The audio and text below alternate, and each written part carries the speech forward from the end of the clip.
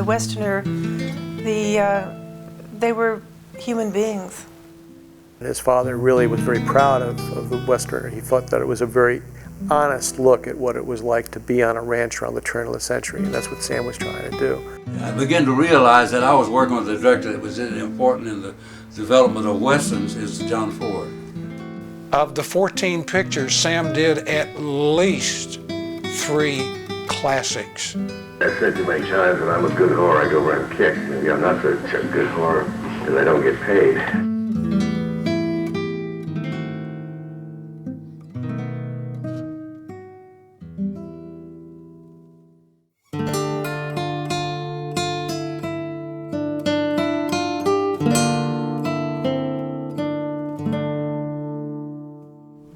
With Ford, Kurosawa, Ford, Fellini, and Bergman, they've been great influences in my life. But particularly, I've never gotten over Rashomon. You know, there was only 3 dissolves in the entire picture. Everything is done in cuts, and I must have seen it. That and last year, Money and Blood are 2, I think, great breakthroughs in filmmaking.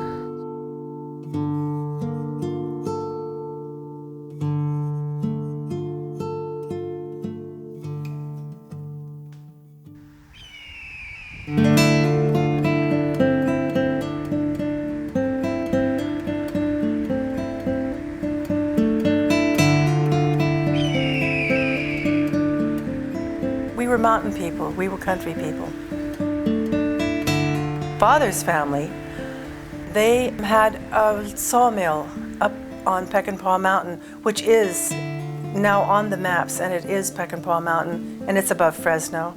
Grandfather was a judge. He was an attorney and a judge in Fresno and became a congressman. And mother lived back in Washington, D.C., but her love was always the mountains. They ran cattle, and I remember the last roundup, I was about 5, and they would cut the ears of the calves to mark them. And I remember crying because I could see the blood spurting, and my grandfather said, "Are you crying?" And I said, "No, no." And he said, "Get out of here if you are." You were expected to behave a certain way, and there was a lot of honor and things you shouldn't do. Sam loved the mountains up there, and that's where he hunted with old Tom, the hound dog, with my brother, older brother Denver. He really loved his older brother. They'd wake up in the middle of the night and go hunt coons, which I thought was terribly cruel.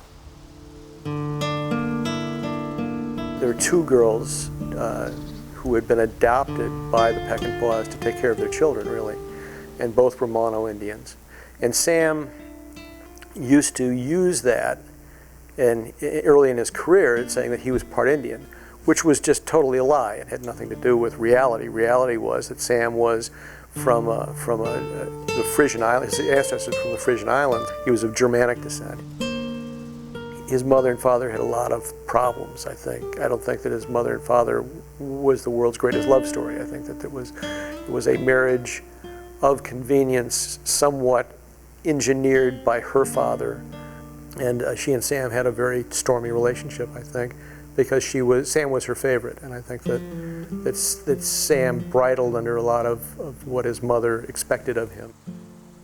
Father wanted more discipline that Sam was willing to allow happened, and I think my father sent him off to military school because he thought he would get more of a strict training and the military way, which was a lot of hooey. And Sam was going to do what he was going to do. I think he was the one with more detention than anyone who had ever attended the academy.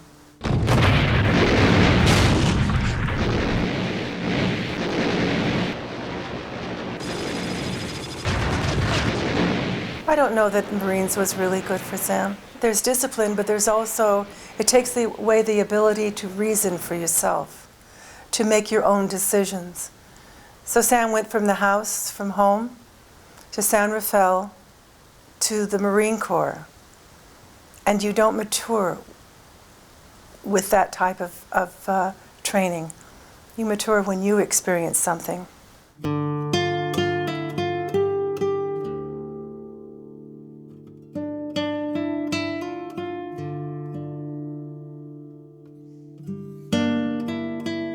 I got the Marine Corps and I I just got into a directing class. And, so I changed my major from history to drama. I think it happened because he met Marie Selland, and she was in the drama department at Fresno State, and he became interested there.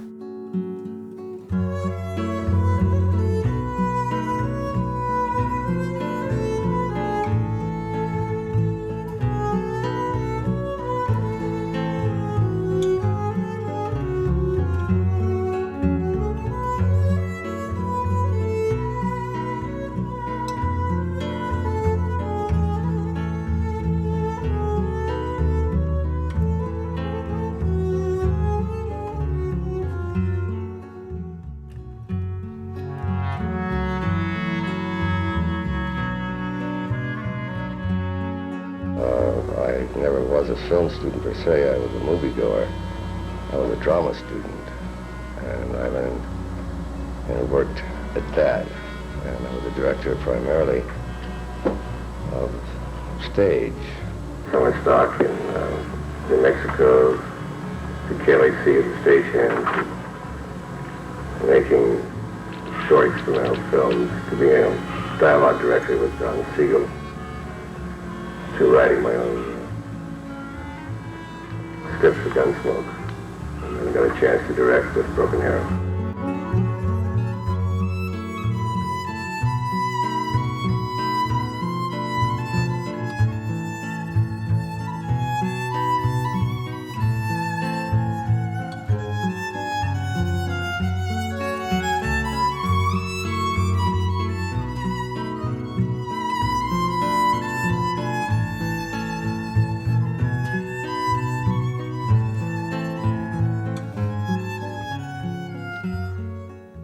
I typed the original script for The Rifleman on my little portable typewriter. And the boy's name was Marion in it. Vivian. It wasn't Marion, it was Vivian. And of course that was changed to Mark. And it was going to be for Gunsmoke, and if they didn't want it or something wasn't right about it, and then it became a series. A very good series, as a matter of fact. He was the director on it.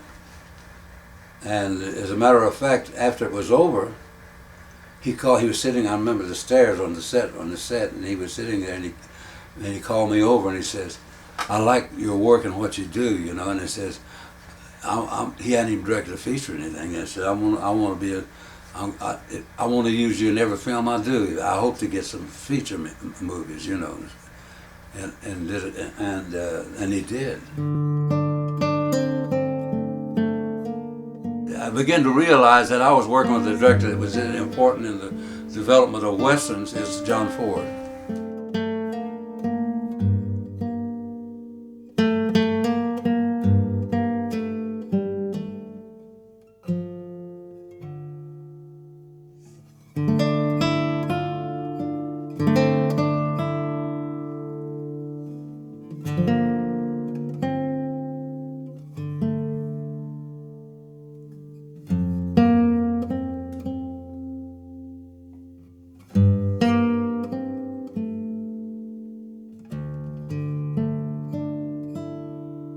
I think he took himself too seriously when he became well known.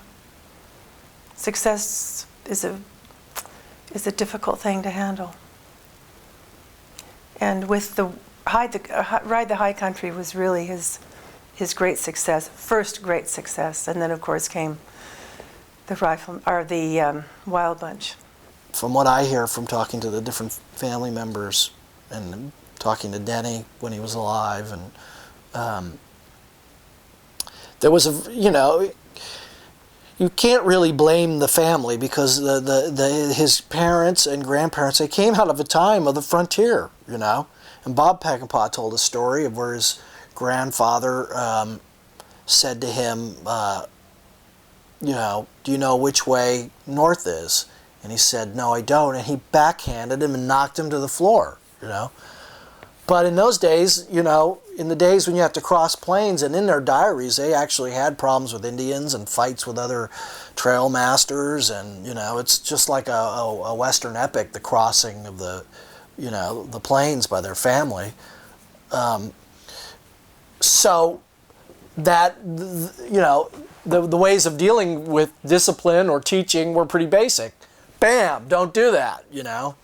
Sam very much was expected really to join the family law firm, and he didn't do that because he had this sort of raging need to get into drama. He had gone into the war and then come back from it and gone to Fresno State, and when he did, he took a degree in drama and then went to USC and did the same, and then he was a dramatic director down at the Huntington Theater. My thesis was based on filming a stage play. This was based on broadcasting a stage play. And he found his way into film because his father had a relationship with a producer named Walter Wanger and got him a chance to go off and become an assistant to Don Siegel. My father once said, always surround yourself with people who know more. So I have. But all along the way, Sam was constantly trying to prove to his father he'd made the right choice, that by not going into law, it was not a bad thing, that he really he had something to say, something that was important. And as a consequence, I think that it colored the kinds of pictures that attracted him and the kinds of statements he wanted to make. I mean, there is a sense of justice and a sense of looking at what is right as opposed to what is legal in his films. And I think that that's a big part of who Sam was. Sam was constantly trying to measure up to his father.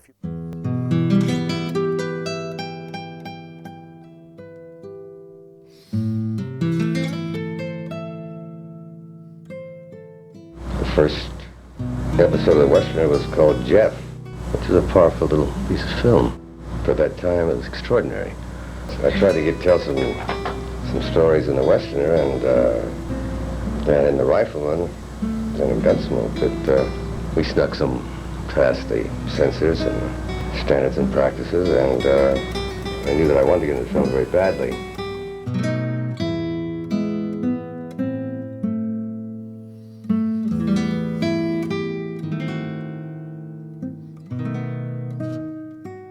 No one wants to see the truth. And the Westerner, they were human beings. They weren't characters out of nice little stories and, Yeah, the Westerner, I did 2 of those. And he had directed a pilot film for that one too. It's a wonderful series, yes. Denver actually said to me that that they had seen the Westerner, and his father really was very proud of the Westerner. He thought that it was a very honest look at what it was like to be on a ranch around the turn of the century, and that's what Sam was trying to do. And I think it certainly was very powerful in terms of Brian Keith's relationship to Sam, because Brian Keith then became responsible for bringing Sam aboard Deadly Companions, which was Sam's first feature.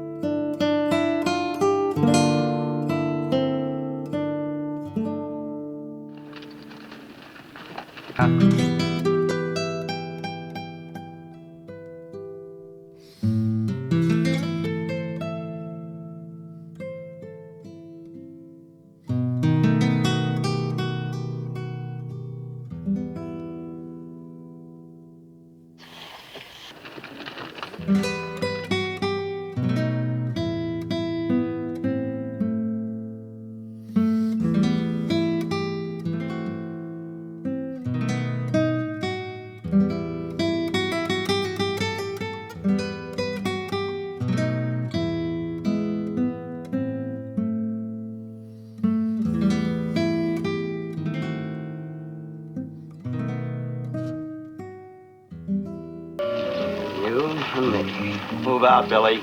Well, Bill, you ain't got time for you. There ain't but 2 horses in this town. You know as good as me that only 2 people are gonna ride out of here alive.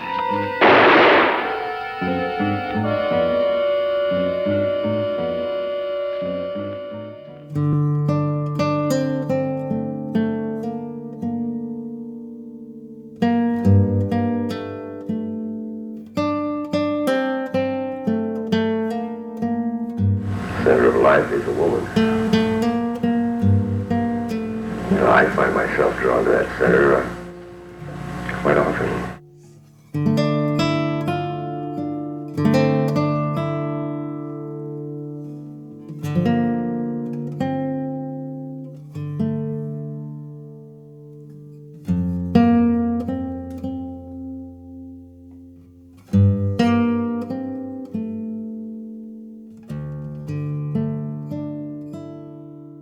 I got started in the business at a time when directors were directors and ran the business.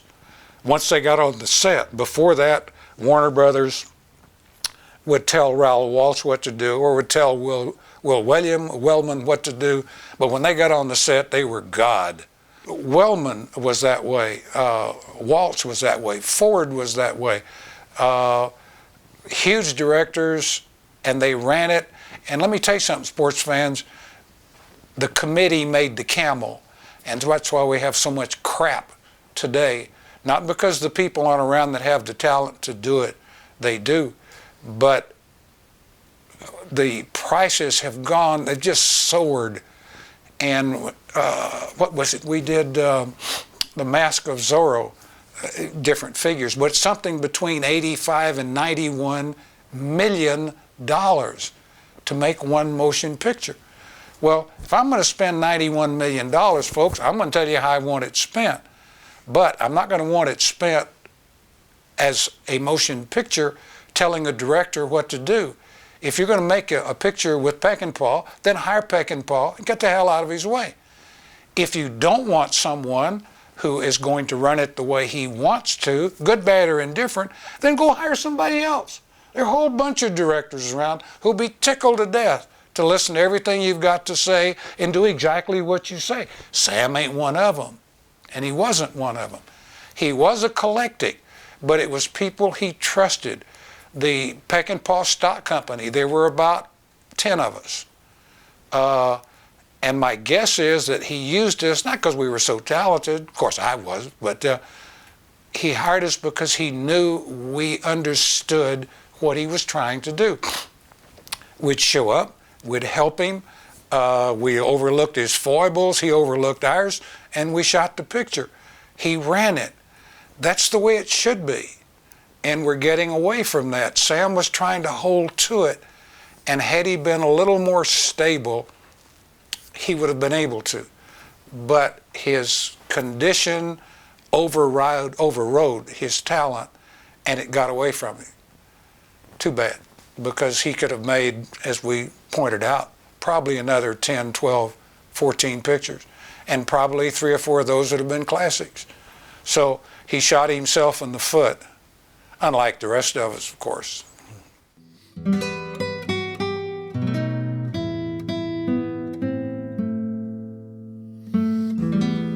I've said too many times when I'm a good whore, I go where I'm kicked. Maybe I'm not such a good whore because I don't get paid.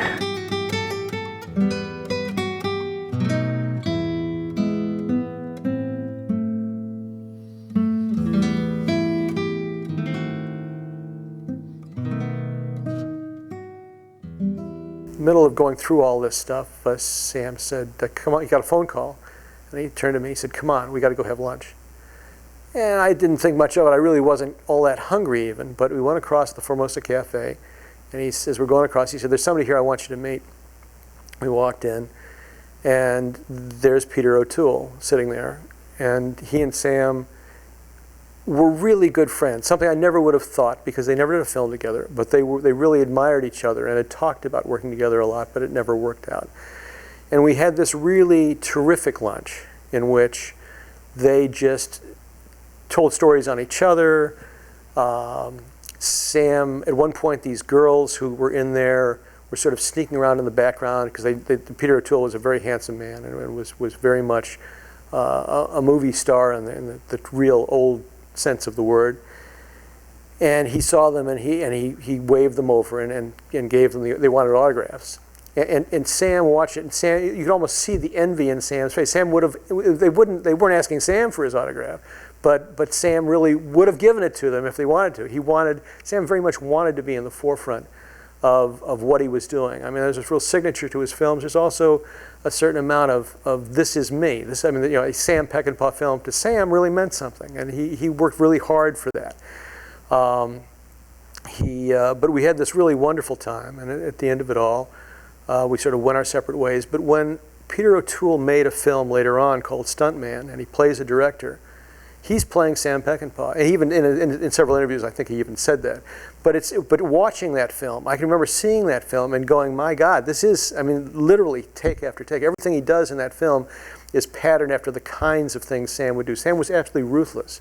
The things he would do to actors and to the people around him to get what he wanted, it was all in, it really it sacrificed at the altar of making a great film. He didn't care what else happened.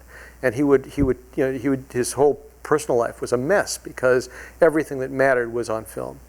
And when it's all over with, and the reason I wrote the book I wrote was that in 100 years, the thing that will matter will be the films. The films said something special. I mean, he's a man who only made 14 films in his lifetime, 14 feature films, which is not a great deal of movies, but as Robert Culp said at the service for him at the Directors Guild after he died, it wasn't that he made 14 films, it was that he actually did make 14 films. That he could have made 14 films given the way he went at it, because he made it as hard as any human being could possibly make it.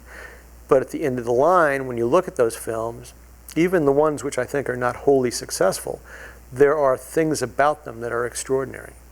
And I think there are probably half a dozen films that 100 years from now we'll still be looking at, and we'll still be saying this is really why it is such an incredible medium. It captures that moment which sort of transcends the illusion and becomes reality.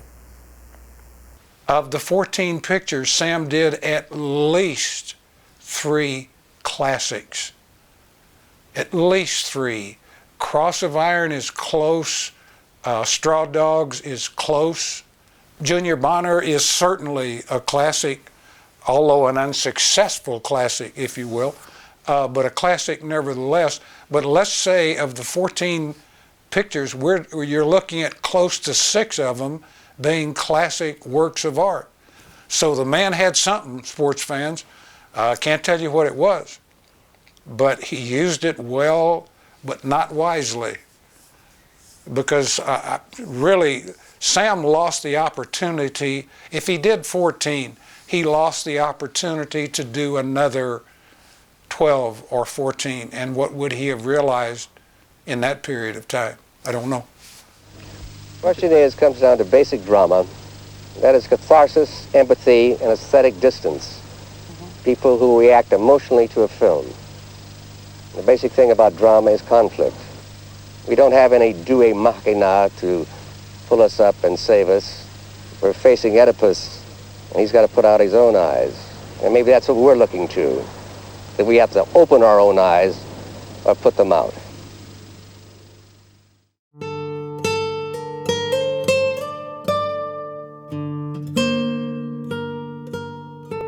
I find the interest that is still generated because of Sam's films fascinating. And he could treat people so badly and they would come back for more. I never understood that. I never did.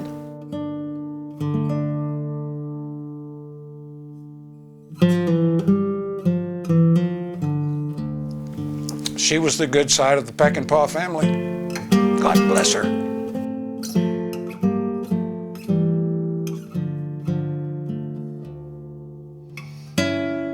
Here's the golden boot I got for most of them because of the films I was in with Peckinpah. You ever hear about the golden boot?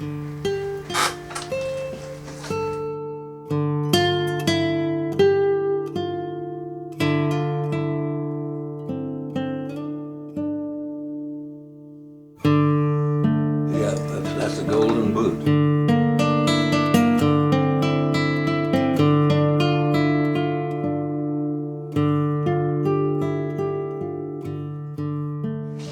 like this is like the the Cowboys Oscar.